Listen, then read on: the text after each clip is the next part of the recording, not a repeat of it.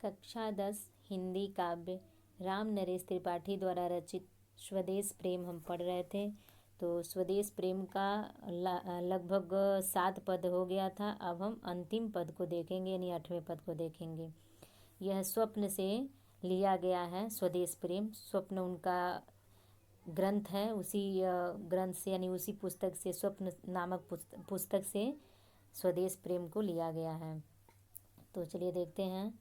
सच प्रेम वही है जिसकी तृप्ति आत्म बलि पर हो निर्भर, त्याग बिना निष्प्राण प्रेम है, करो प्रेम पर प्राण निछावर। देश प्रेम वह पुण्य क्षेत्र है, अमल असीम त्याग से विलसित, आत्मा के विकास से जिसमें मनुष्यता होती है विकसित। चलिए देखते हैं इसके प्रसंग को, उसके बाद कठिन शब्द के अर्थ को, फिर व्याख्या। तृप्ति का अर्थ होता है संतोष, निष्प्राण का अर्थ होता है प्राण रहित, अमल का अर्थ होता है निर्मल स्वच्छ, विकसित का अर्थ होता है सुशोभित होना।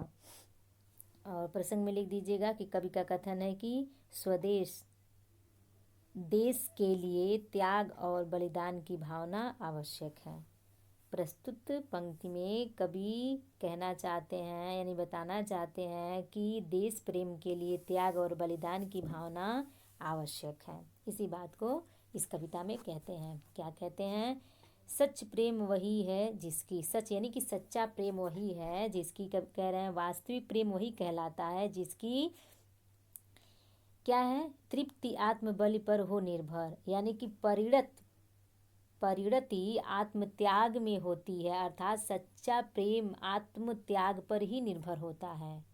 सच्चा प्रेम वही कहलाता है जिसमें आत्मत्याग की भावना हो, अर्थात आत्मत्याग पर ही सच्चा प्रेम निर्भर होता है। त्याग बिना निष्प्राण प्रेम है, करो प्रेम पर प्राण निछावर।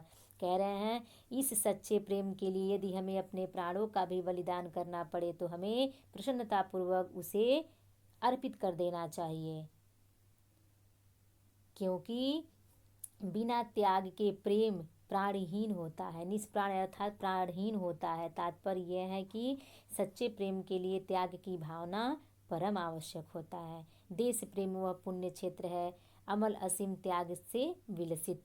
कह रहे हैं देश प्रेम ऐसा पवित्र क्षेत्र है जो निर्मल और निस्सीम, यानी जिसकी कोई सीमा न हो, ऐसे त्याग के बल पर ही सुशोभित है। यहाँ कहा गया है, अर्थात कहने का मतलब है कि देश प्रेम की शोभा जो है, सुंदरता जो है, निर्मल त्याग पर निर्भर है। किस पर निर्भर है? निर्मल त्याग पर।